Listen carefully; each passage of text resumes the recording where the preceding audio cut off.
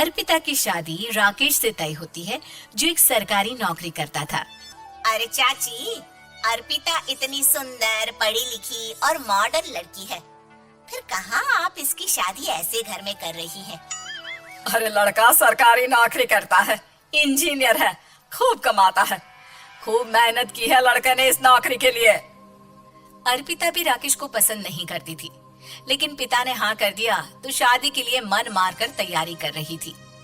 हाँ माँ, चाची ठीक ही तो कह रही हैं। पता है मेरी सहेलियों के पति कितने मॉडर्न हैं। अरे देख बेटा, तू मॉडर्न है ना, वो पढ़ने लिखने वाला गांव का होनहार लड़का है, तू जैसा रखेगी रहेगा। अब तक कोई उसकी केयर करने वाला नहीं था, है तो सिर्फ एक भाई भाभी, और माँ पिता तो गांव में ही रहते हैं। अर्पिता का मुंह बन जाता है। वो पिता के फोन से राकेश का नंबर लेकर उसे मिलने के लिए बुलाती है। आज तो मैं उसे साफ साफ मना कर दूंगी, मुझे नहीं करनी शादी। शक्ल देखी है ना, कपड़े पहनने का तरीका है ना बोलने का। अर्पिता राकेश से मिलने जाती है। अब क्या हो गया, आपने मुझे अर्जेंट मिलने को बुलाया, सब ठीक तो है ना? हाँ सब ठीक है, पर मैं आपसे कुछ कहना चाहती हूँ, आप ना इस शादी से मना कर दे। राकेश की आंखें अर्पिता की इस बात से लाल हो जाती है। वो रोंदे गले से कहता है, लेकिन शादी की सारी तैयारियां हो गई हैं, मैंने आपके साथ एक अच्छे भविष्य का सपना भी देख लिया है, ऐसा मत करिए प्लीज। माँ पिता के अलावा मैंने किसी को दिल से अपना माना है तो वो आप ही है। देखिए, मुझे आपसे कोई समस्या नहीं है, लेकिन आप मेरे जैसे नहीं हैं। मैं मॉडर्न लड़की और आप। मैं आपसे वादा करता हूँ, जब तक आपके लायक नहीं बन जाता मैं कभी आपसे बीवी का हक नहीं मांगूंगा। अर्पिता राकेश का प्यार देखकर पिघल जाती है और शादी के लिए हाँ कर देती है। दोनों की शादी हो जाती है, लेकिन शादी के बाद राकेश की भाभी, जो कि पूरी की पूरी देहाती थी, ए राकेश उठ, जब पानी भर कर ला और तेरी बीवी को बोल के चूल्हा लगा दिया है, रोटी बना ले। क्या है ये सब, और तुम्हारी भाभी इस तरह चिल्ला क्यों रही है? अब क्या करूं, भाभी ही खाना बनाती है और मुझे पढ़ने के लिए इस घर में रखा, तो मैं घर का सारा काम कर देता हूँ। अब तुम आ गई हो, अपने तरीके से देख लो।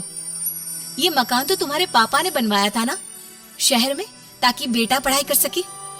हाँ, पर भाभी ही पूरे घर में रहती है। ठीक है, देखो अब। अर्पिता बाहर जाती है। सूट पहनी अर्पिता को देखकर जेठानी का पारा हाई हो जाता है। शहर की हीरोइन, यहाँ ना चलेगा ये सब, समझी? साड़ी पहनो साड़ी, वो नारंगी वाली निकाले है तुम्हारे लिए, जिसमें हरे रंग का फूल बना है, और सीधे पहुंचो रसोई में। मेरे आगे नहीं चलेगा ये सूट बूट का नाटक, समझी? देखिए भाभी, आप बड़ी हैं, आपने राकेश की पढ़ाई में मदद की, लेकिन ये मकान इनके पिताजी का है, तो मैं अपना पोर्शन अलग कर रही हूँ। मैं आज से आपके साथ नहीं रहूंगी। जेठानी का तो मानो पारा ही हाई हो जाता है। और आज से कैसे नहीं रहेगी? हाँ, और कौन बोला कि राकेश अलग हो जाएगा? वो अपने भाई के बिना नहीं रहता। आज देखिए तो, देखिए कल के आई छोरी क्या बोल रही है। राकेश के साथ बात हो गई है, मैंने ऊपर का हिस्सा राकेश को दे दिया है, उसके अपनी जिंदगी शुरू हो रही है, तो अच्छा है ना कि अब रसोई भी अलग हो जाए। अर्पिता राकेश की ओर फक्र से देखती है कि उसने अर्पिता के लिए स्टैंड लिया। अर्पिता बाजार में जाकर सारा रसोई का सामान ले आती है। पिता के दिए सामान से घर सजाती है और अपने तरीके से पूरे घर की सजावट करती है। शाम को राकेश ऑफिस से आता है। कुर्ता पैजामे में राकेश को देखकर, अरे ये क्या पहना है? भाभी सिलती है ना कुर्ता, मैं सारी कमाई भाभी को ही दे देता हूँ। लेकिन अब ना बीवी को देना होगा, क्योंकि भैया भी अच्छी नौकरी करते हैं। भाभी अपने पति का पैसा संभाले और मैं अपने पति का पैसा संभालूंगी। तभी भाभी आ जाती है। अरे देखो, बहुत हो गया। हाँ, अलग रहने तक तो ठीक था, लेकिन पैसा हम एक फूटी कौड़ी नहीं देंगे। बचपन से तुम्हारे पति को हमने पाला है, उसका हिसाब दो। अच्छा, हिसाब चाहिए? कितना पढ़ी है आप जो आपको हिसाब चाहिए? बड़े भाई हैं उनके, जिन्होंने उन्हें पढ़ाया लिखाया, वो हिसाब मांगेंगे तो जरूर दे दूंगी भाभी। अरे देख, हाँ, अगर तूने पढ़ाई की है तो मैं भी अंगूठा छापना हूँ।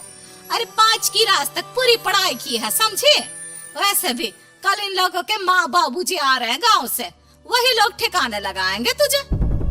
अगले दिन सास ससुर आते हैं, दोनों बहुत ही सीधे लोग। अच्छा किया जो ऊपर के हिस्से में राकेश की गृहस्थी लगा दी। अब दोनों बेटे अपना अपना देख ले। छोटी बहू कहाँ है? अरे बहुत ही चालाक है माँ जी, ऐसी जबान चलाती है जैसे दर्जी कैंची चलाता है। वैसे बहू तुम भी कम नहीं थी। और सुनाओ। तभी छोटी बहू सास ससुर के पैर छूकर उन लोगों को चाय और नाश्ता देती है। माँ जी आप थक गई होंगी, मैं खाना लगा देती हूँ, ऊपर आ जाइए चाय पीकर।